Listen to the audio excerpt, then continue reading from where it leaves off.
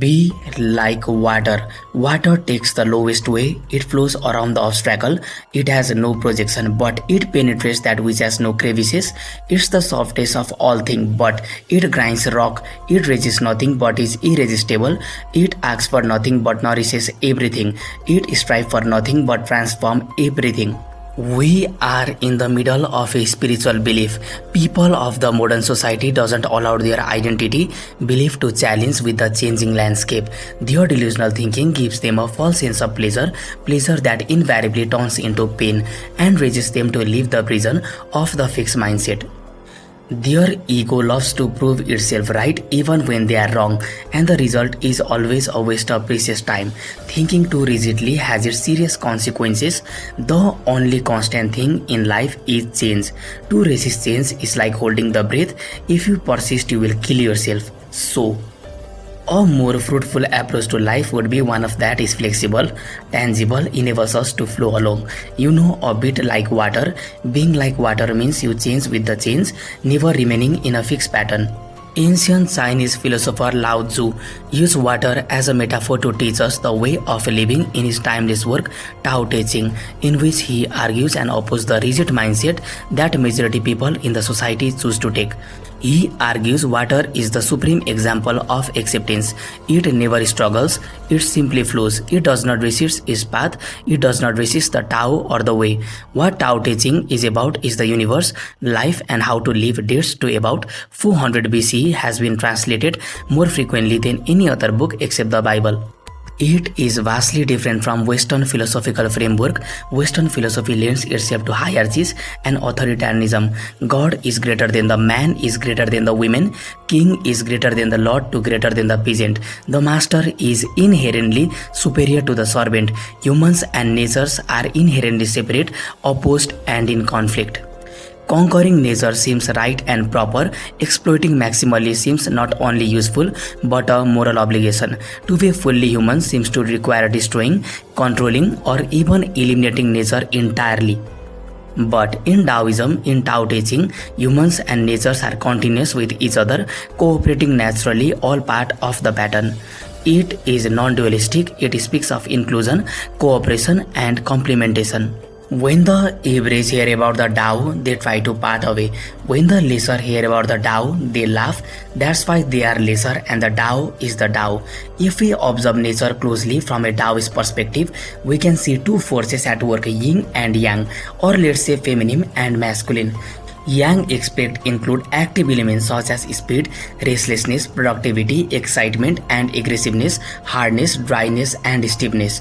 Yin aspects include more passive elements like silence, humbleness, flow, not reacting, calm and rest. We live in a topsy-turvy world in which the normal order of things seem to be completely reversed.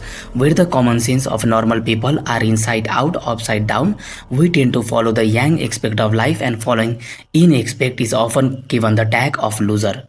We are willing to put up with lives that consist largely in doing jobs that suck life out of us, earning the means to seek relief from a tedium by intervals of hectic and expensive pleasure, defending our unchanging opinions, confronting and clashing with the enemy, altering rather than adapting. On the other side of the coin, yin aspect is always looked down upon. Being calm, humble, rest, observing other opinions, willing to change views, ideas, belief with the changing landscape is often considered weak and cowardice. There is a famous quote in the book Bhagavad Gita, "Those who commit to nothing are distracted by everything," which is true and makes sense, but you need to have certain mental flexibility. You should allow your mind to make some changes to your opinions, beliefs, worldviews with the changing landscape. If you resist brain to change the belief that were conditioned into your mind, it will cause you unconscious pain to the point of not pursuing the life you know you were meant for. The army that isn't flexible never wins a battle. The tree that survives the storm is the one that bends in the wind. I envision a large stone in a stream. Water is not offended by the stone in its way. It flows, separates and rejoins itself on the other side. It does not resist anything. It also goes through the path of least resistance. I have found that when I resist, I suffer. When I accept, I live true happiness. I tend to resist when I'm having a disagreement with a loved one. I want to fight back, defend my stance. Yet this resistance served no purpose and only caused me more frustration. However, when I accept the disagreement, state my purpose, move on, I experience no frustration. Resistance is the source of sickness, weakness, and unhappiness. Water is fluid, is not solid. To be as you are, your true self, which is to be malleable and do not hold any shape or form. To be willing to change form and shape according to the circumstances. Flowing, not grasping, not fighting the current, moving as you are, being as you are. We see that no matter what happens, the river flows along with the changes of circumstances, adapting to different landscape and finding its way past obstruction without effort. Our life is like the river, which if did not flow out would never been able to flow in.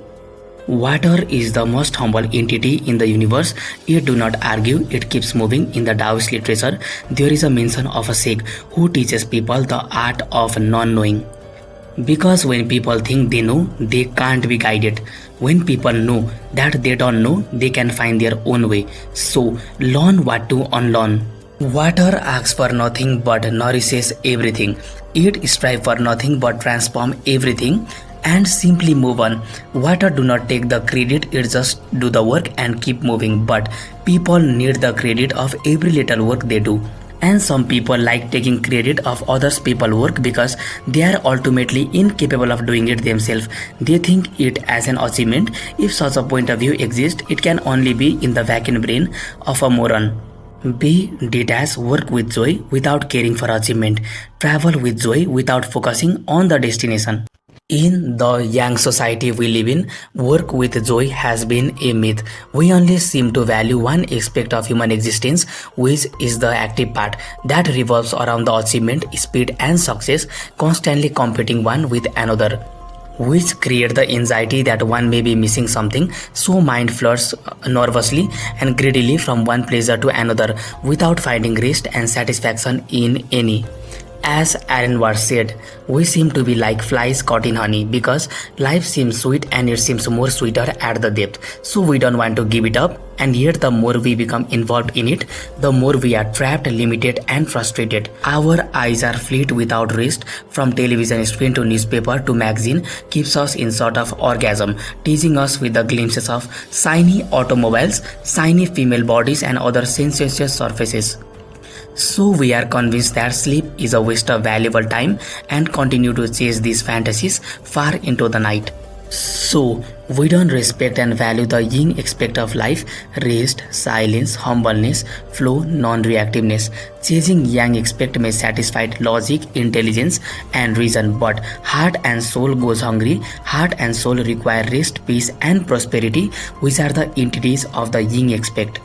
Be still like water. Muddy water, when still, gradually becomes clear. Be still, let your mud settle down and your mind clear. Wait quietly until the right action comes naturally, because most of your baffling problems are pure illusion. Moving with great time. We humans admire instant gratification, where we expect everything to come to us instantly, from our deliveries to our work replies. This comes at cost of losing attributes like patience and a good work-life balance. Let me paint this perspective more deeply. We hop around the surface of one sensuous surface to other like a distracted dopamine junkie seeking for instant and cheap dopamine pleasure. In short, they want to achieve everything in short span of time. Water has a heavenly sense of timing that manifests differently according to the seasons. Thus, summer rain never falls in winter and winter snow never falls in summer. Water demonstrates that there is a time for everything and everything can occur in its own time. This metaphor explains the best. Life is like music. Music is a delight because of its rhythm and flow. Yet the moment you arrest the flow and prolong a note or chord beyond its time, the rhythm is destroyed.